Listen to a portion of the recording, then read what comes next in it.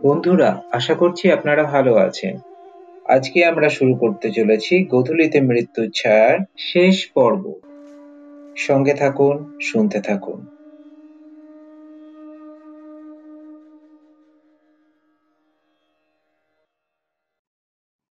এক একজন মানুষকে দেখলে মনে হয়, ইস, এই সামান্য খুঁতটুকু না থাকলেই একেবারে পারফেক্ট হতো।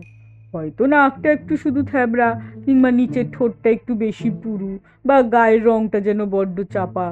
এইটুকুই যদি রেকটিফাই করা যেত, সর্বাঙ্গ সুন্দর যাকে বলে, তাই হয়ে উঠতে পারত।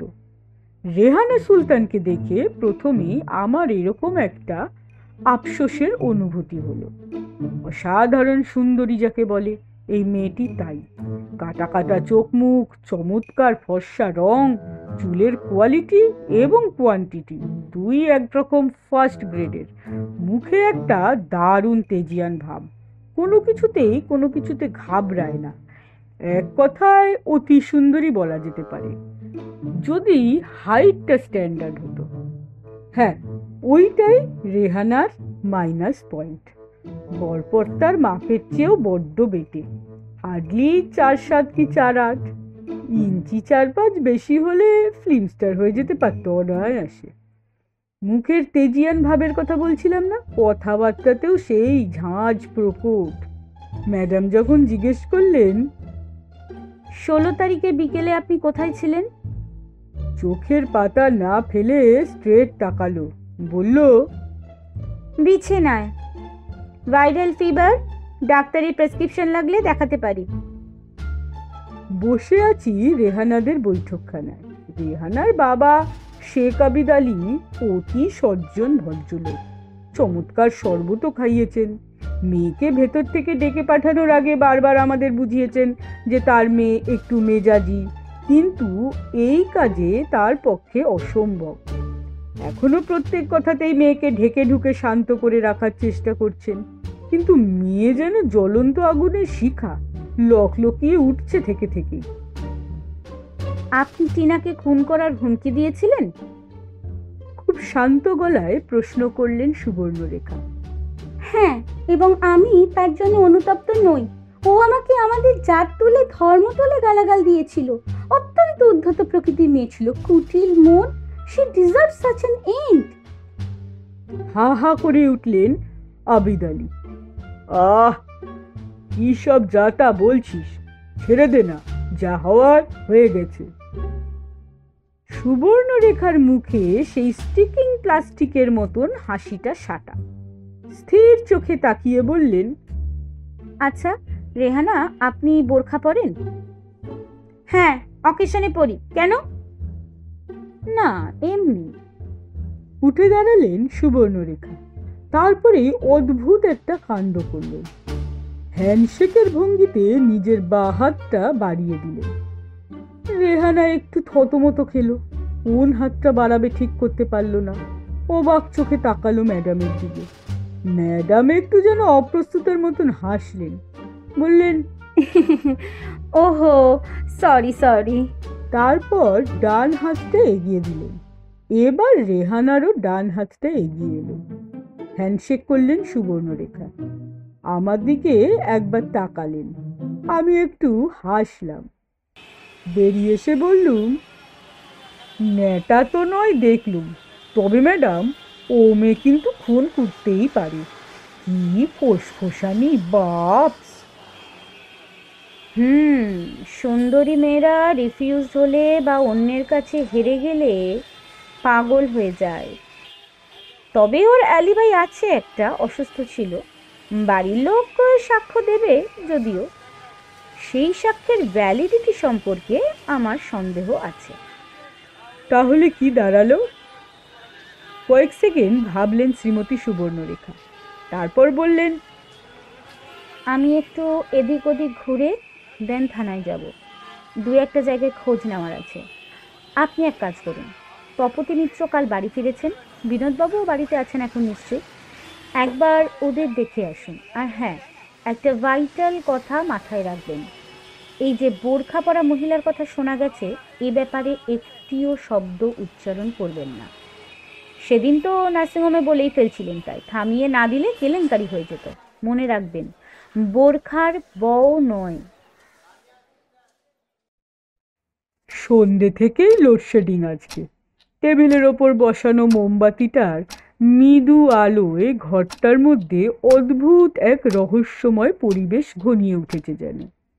আমার তো মাঝে মাঝে রোমাঞ্চ হচ্ছে রীতিমতন। এইরকম আলো আধারই বুঝি জটিল রহস্যের জাল খোলার জন্য একদম আইডিয়াল সেটিং। টেবিলের এপাশে বসে থাকা সুবর্ণরেখার মুখখানা অবশ্য দেখছি আশ্চর্য রকমের প্রশান্তিতে ভরপুর। সামান্য টেনশনও নেই যেন। কিন্তু ওপাশে যারা, ফুটিয়ে ওয়াচ করলাম, এক একজনের ভাব এক এক রকম। বেশ ইন্টারেস্টিং স্টাডি মেটেরিয়াল। দু সারির চেয়ার পাতা হয়েছে টেবিলের ওপাশটায়। প্রথম সারিতে কমল বিশ্বাস, তপতী মিত্র এবং রেহানা সুলতানা। দ্বিতীয় সারিতে বসে আছেন এদের যারা সঙ্গে করে নিয়ে এসেছেন থানায়। কমলের বাবা নারায়ণ বিশ্বাস, টিনার মামা বিনোদবাবু এবং রেহানার বাবা আলী সাহেব। এদেরও পেছনে দুটো টুলের উপর বসেছেন দুজন। একজনকে আমি ঠিক চিনি না, সুবর্ণরেখারই কেউ পরিচিত হবেন। অন্যজন মঙ্গলম বিল্ডিংয়ের সেই তরুণ দোকানদার সমীর কর্মকার। মোমের আলো পড়ছে প্রথম সারির মুখগুলোতে, স্পষ্ট দেখতে পাচ্ছি। কমল যেন কিছু একটা সংকুচিত, তপতী মিত্র একটু বিহবলের মতন, রেহানার মুখে বিরক্তি। তার পিছনের সারিতে কমলের বাবা বেশ ভয় ভয় ভাব, বিনোদ শাসমল বেশ ক্যাজুয়াল এবং আবিদ আলী দৃশ্যতই উদ্বিগ্ন। আজ এদের সকলকে বিশেষভাবে ডেকে আনা হয়েছে এখানে। এই কনফারেন্স পদ্ধতিটা মাঝে মধ্যে কিন্তু খুব কাজে দেয়, জানেন তো? এটা ফেভারিট স্টাইল ফেলুদার। ম্যাডাম হাসতে হাসতে বলছিলেন, সকলকে নিয়ে একসঙ্গে বসলে নাকি পারস্পরিক বক্তব্যগুলোর ঠোকাঠুকিতে মিথ্যের খোলস ভেঙে সত্যির শ্বাসটুকু সহজে বেরিয়ে আসে। আমি অবশ্যই ব্যাপারটার মধ্যে যে সাসপেন্সের শিরশিরানি আছে সেইটুকুই এনজয় করছি আপাতত। এইটুকু বুঝতে পারছি শুধু সুবর্ণরেখার একটা পরিষ্কার প্ল্যানিং আছে পুরো প্রোগ্রামটার ব্যাপারে। কিন্তু মহিলার মন্তগুপ্তির ক্ষমতাটাও অসাধারণ। আমি হাজার হোক ওনার অ্যাসিস্ট্যান্ট তো বটে, কিন্তু নিপুণভাবে আমাকে অবধি অন্ধকার রেখেছেন। না, তার জন্যে আমি অবশ্য অফেন্স নিচ্ছি না। She knows her business. Subarnarekha উঠে দাঁড়ালেন। দীর্ঘ ছায়া পড়ল পিছনের দেওয়ালে। আজ আমরা জানার চেষ্টা করব ঠিক কিভাবে মৃত্যু হয়েছিল টিনার। প্রথমেই তপতী দেবীর কাছে আমি মাপ চাইছি অসুস্থ শরীরে এখানে টেনে আনার জন্য। এই ধরনের পরিস্থিতিগুলোতে মানসিক উত্তেজনাও তৈরি হয় যা পেশেন্টের পক্ষে হার্মফুল, তা আমি জানি। আর তাই আমি আমার বন্ধু ডাক্তার অনিমেষ চক্রবর্তীকে এখানে আনিয়ে রেখেছি ব্যক্তিগত অনুরোধে। ও একজন অভিজ্ঞ কার্ডিওলজিস্ট। আপনার মিনিমাম ট্রাবল হলেই ও আছে আপনাকে দেখভাল করার জন্য। পিছনের টুলে চুপচাপ বসেছিলেন যে অচেনা ভদ্রলোকটি, তিনি তপতী মিত্রর দিকে তাকিয়ে হেসে নমস্কার জানালেন। আমি মনে মনে ম্যাডামের বিবেচনার তারিফ করলুম। আটঘাট বেঁধেই কাজে নেমেছে শ্রীমতী। আবার সুবর্ণরেখা বাক্স খুলে বার করলেন টিনার ভাঙা মোবাইল আর বন্ধ হয়ে যাওয়া হাত ঘড়ি। মিসেস মিত্র, আপনি কি এই মোবাইলটা শনাক্ত করতে পারেন? এটা আমরা স্পটে পেয়েছি, টিনারও হতে পারে বা অন্য কারো। তপতী মিত্র একটু দ্বিধাগ্রস্ত গলায় বললেন, হ্যাঁ, ওই রকমই তো অনেকটা। আসলে আমি মোবাইল ব্যবহার করি না, মানে ঠিক মতন জানিও না সব কিছু। আমার ভাই মোবাইল ইউজ করে, ও হয়তো। বিনোদবাবু, একটু দেখে টেকে বলুন তো এটা আপনার ভাগ্নির মোবাইল কিনা। নেড়ে চেড়ে দেখে বিনোদ শাসমল মাথা নাড়লেন। হ্যাঁ, এটা তার ভাগ্নিরই মোবাইল। অনেক ধন্যবাদ দুজনকেই। হাসলেন সুবর্ণরেখা। ইনফ্যাক্ট এই একটা তথ্যই আমার জানতে বাকি ছিল। এবার আমার মূল পয়েন্টে চলে যাব। ঘরে থমথমে নিস্তব্ধতা, অনেকের নিঃশ্বাস পর্যন্ত বন্ধ হয়ে গেছে মনে হচ্ছিল। এই কেসের তদন্তে নেমে প্রথমে কমলকেই আমাদের প্রাইম সাসপেক্ট বলে মনে হয়। জানা গেছে দুপুরে সে টিনার সঙ্গে ঝগড়া করেছিল। টিনা যে সময় মারা গেছে সেই সময় নাগাদ সে মঙ্গলম বিল্ডিংয়ে এসেছিল এবং খুব তাড়াতাড়ি চলে গিয়েছিল বলেও খবর পাওয়া যায়। কিন্তু আমরা টিনার বন্ধ হয়ে যাওয়া এই ঘড়ির সাক্ষ্য থেকে খুব ভাইটাল একটা তথ্য জানতে পারি। টিনাকে ফেলে দেওয়া হয়েছে 5:35-এ, আর ক্রিকেট ম্যাচ দেখে কোমল তার পাড়ার ক্লাব থেকে বেরিয়েছে ঠিক 5:40-এ। ভাই ভাই সঙ্গের অন্তত 20 জন মেম্বার সেই সাক্ষ্য দিয়েছে এবং তারা কিন্তু সেখানে উইটনেস নয়, কারণ তাদের অনেকেই কমলের প্রতি কিন্তু বেশ রাগ রয়েছে। তারা চায় কমলের পানিশমেন্ট হোক, কিন্তু ম্যাচ শেষ হতে তবেই সে ক্লাব থেকে বেরিয়েছে, এতে কারোর দ্বিমত নেই। That proves he is innocent. Kamal এতক্ষণে মুখ তুলল কৃতজ্ঞ দৃষ্টিতে। মিসেস মিত্রর বয়ান থেকে জানতে পারি রেহানা টিনাকে শেষ করে দেবে বলেছিল। ট্রায়াঙ্গেল লাভের ঘটনা, এবং আমাদের এক সাক্ষীর স্টেটমেন্ট অনুযায়ী ঠিক খুনের সময়টিতে একটি মুসলিম মহিলা সিঁড়ি দিয়ে ওপরে ওঠেন এবং কিছুক্ষণ পর নেমে আসেন। এই দুই বয়ান একসঙ্গে রাখলে রেহানার ওপর স্বাভাবিকভাবেই সন্দেহ পড়ে, কিন্তু রেহানাকে চাক্ষুষ দেখে আমার সে সন্দেহ উবে গিয়েছিল। কেন কেন উবে গিয়েছিল জানতে চাইলেন তপতী মিত্র।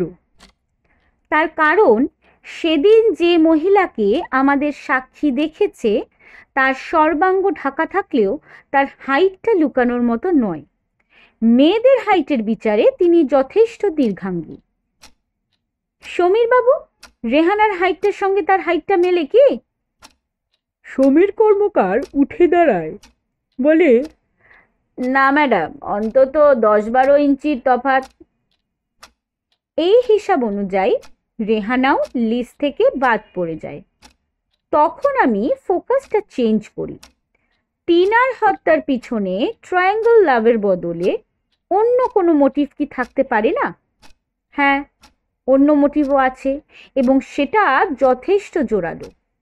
টিনার বাবার রেখে যাওয়া 8.5 লক্ষ টাকা মাত্র কয়েকদিন আগেই টিনার হাতে এসেছিল। সেই টাকা টিনা তার ভালোবাসার মানুষ কমলকে দিতে চায়, কিন্তু দেওয়ার আগেই তার মৃত্যু হলো, না তাকে মেরে ফেলা হলো। এমন কি কেউ আছে যে চায় না ওই টাকা অন্য কেউ পাক? সোজাসুজি বলতে গেলে টিনার মৃত্যুতে সব থেকে লাভবান কে হচ্ছে? হঠাৎ চুপ করে গেলেন সুবর্ণরেখা। টিক টিক টিক করে সেকেন্ডগুলো কাটছে, কারও মুখে কোনো কথা নেই। এমন সময় তপতী মিত্র খুব আস্তে আস্তে বললেন, টাকাগুলো দাবি করতে পারে আইনত যে ব্যক্তি, সে একজনই আছে, টিনার মা। আপনি কি বলবেন, আমি মেরেছি আমার মেয়েকে? হ্যাঁ, রিয়ার ক্রাইম, কিন্তু ইম্পসিবল নয়। বাবা মার হাতে সন্তানের হত্যার নজির ইতিহাস ঘাটলে প্রচুর পেয়ে যাবেন। আচমকা উঠে দাঁড়ালেন বিনোদ শাসমল। অফিসার, আপনি কি পাগল হয়ে গেছেন? একজন হার্ট পেশেন্ট, তার উপরে বিলিভিং মাদার, তার সম্বন্ধে আপনি? Believing mother? একটু কেটে কেটে ঈষৎ রসিকতার সুরেই যেন বিনোদবাবুর শব্দ প্রয়োগের প্রশংসা করলেন ম্যাডাম। আপনার ইংরেজি ভাষায় বেশ দখল আছে, তাই না মিস্টার শাসমল? লোকে বলে নারায়ণং মাতুলাক্রম, কিন্তু আপনার ভাগ্নি টিনা শুনেছি বেদম কাঁচা ছিল ওই সাবজেক্টে। প্রসঙ্গটা হঠাৎ ঘুলিয়ে যাওয়ায় একটু যেন হতভম্ব হয়ে পড়লেন ভদ্রলোক। হ্যাঁ, কিন্তু হঠাৎ এসব কথা আবার? হঠাৎ নয়, খুব প্রাসঙ্গিক কথা এগুলো মিস্টার শাসমল। খুন হওয়ার দিন দুপুরে কমলের সঙ্গে মোবাইলে তর্কাতর্কি মিনিট 10 পরেই টিনার মোবাইল থেকে একটা SMS যায় কমলের মোবাইলে। শুনে থেকেই সন্দেহ হচ্ছিল আমার, কারণ টিনা SMS করতে পছন্দ করতো না। তাছাড়া একটু আগেই তো কথা বলেছে সে। পরে কমলের মোবাইলে সেভ করে রাখা মেসেজটা দেখে আমি একটু নিঃসন্দেহ হই। ইংরেজিতে 30 পাওয়া কোনো ব্যক্তি ওই ইংরেজি ফ্রেমে করতেই পারে না। অর্থাৎ টিনার মোবাইল থেকে ওই SMS গিয়েছিল, কিন্তু পাঠিয়েছিল অন্য লোক। কি বলতে চাইছেন? প্রাথমিক বিহ্বলতাটা কাটিয়েই তেড়ে ফুঁড়ে উঠলেন বিনোদ শাসমল। সেটা আপনি ইতিমধ্যেই চমৎকারভাবে বুঝে গেছেন মিস্টার শাসমল। টিনার সাময়িক অনুপস্থিতিতে ওই SMS-টি পাঠিয়েছেন হয় টিনার মা, নয়তো আপনি। এবং আজ সর্বপ্রথমেই আমি যাচাই করে দেখে নিয়েছি, তপতী দেবী মোবাইল ব্যবহার করতে জানেন না। নিজেকে সামলে নিয়েছে বিনোদ শাসমল। বেশ আত্মবিশ্বাসী একটা হাসি ছুড়ে দিয়ে বললেন, অতএব রইল বাকি এক। আমি খামোকা টিনার লাভারকে মেসেজ পাঠাবো কেন? আমার কি মাথা খারাপ হয়েছিল ওই 10 মিনিটের মধ্যে? 10 মিনিট নয়, আজ 4 বছর ধরে আপনার মাথা খারাপ হয়ে আছে। ডান হাতের তর্জনী ইঙ্গিত করে বললেন সুবর্ণরেখা। লোভ, কয়েক লক্ষ টাকার লোভ আপনাকে উন্মাদ করে রেখেছিল। না হলে এত ঠান্ডা মাথায় প্ল্যান করে নিজের দিদির একমাত্র সন্তানকে। অস্ফুট একটা শব্দ করে তপতী মিত্র ছটফটিয়ে উঠলেন। ডাক্তার অনিমেষ রেডি ছিলেন। ছোট্ট একটা ট্যাবলেট পুরে দিলেন জিভের তলায়। বললেন, ভয় নেই, কুল ডাউন। বিনোদ শাসমল ফুঁসে উঠলেন এবার। দেখেছেন, আপনাদের পাগলামির ফলে আমার দিদি অসুস্থ হয়ে পড়েছেন। আমরা এক্ষুনি চলে যাব এখান থেকে।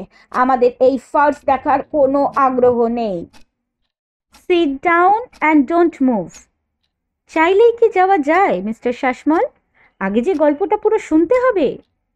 কি গ্রাউন্ড আছে আপনার আমাকে ইনক্রিমেন্ট করার? বিনোদ তবু নইতে নারাজ। শুনুনি না পুরোটা, তারপর নিজেই ঠিক করবেন। গলাটা একটু সাফ করে নিয়ে ম্যাডাম শুরু করলেন।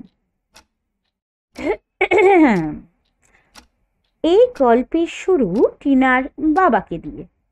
ভদ্রলোক কোনো এক তীব্র অভিমানে সুইসাইড করেন, সমস্ত টাকা পয়সা মেয়ের নামে উইল করে দিয়ে। পাছে এই টাকা অন্য কেউ হাতিয়ে না নিতে পারে, সন্দেহটা অবশ্য তপতী দেবীর ওপরেই ছিল। ভদ্রলোক উইলে শর্ত দিয়ে যান, 18 বছরে পৌঁছানোর আগে যদি টিনার মৃত্যু হয়, টাকা চলে যাবে ভারত সেবাশ্রমে। টিনা অবশ্য নির্বিবাদেই 18ই পৌঁছালো, কিন্তু সে বা তার মা জানতো না এই টাকার উপরে রাহুর দৃষ্টি পড়েছে। দীর্ঘদিন ধরে বিনোদবাবু এই টাকাটাকে টার্গেট করে আছেন। তার মতলব ছিল ভাগ্নির হাতে টাকা এসে পড়ার পর ভুলিয়ে ভালিয়ে আস্তে আস্তে সেটা সে গ্রাস করে নেবেন। কিন্তু খেয়ালি টিনা হঠাৎই ঠিক করে পুরো টাকাটা সে তার প্রেমিককে দিয়ে দেবে। আচমকা প্ল্যান বেচতে যাওয়ার উপক্রমে বিনোদবাবু মরিয়া হয়ে উঠলেন। ঠিক করলেন আপাতত টিনাকে সরিয়ে দিয়ে টাকা বেহাত হওয়া থেকে আটকাতে হবে। হার্ট পেশেন্ট দিদির ব্যবস্থা পরে ভেবে দেখলেও হবে। এবং চমৎকার সুযোগও মিলে গেল। শুনতে পেলেন মোবাইলে তর্কাতর্কি চলছে। টিনা বলছে 5:30টার পর 1 মিনিটও সে অপেক্ষা করবে না, চলে আসবে মঙ্গলম বিল্ডিং থেকে। বিনোদবাবু একটু পরেই ফাঁক পেলেন। টিনার অনুপস্থিতিতে তার মোবাইল থেকে কমলকে SMS করলেন 6:45 এসো। মানে পরিষ্কার 15 মিনিটের একটা গ্যাপ তৈরি করে নিলেন। বাহ, বেড়ে কল্পনা শক্তি, রহস্য উপন্যাস লিখুন না। হটকেক হয়ে যাবে। বিনোদ শাসমলের ঠান্ডা প্রতিক্রিয়া দেখে চমকে উঠলুম আমি। লোকটার নার্ভ আছে বটে।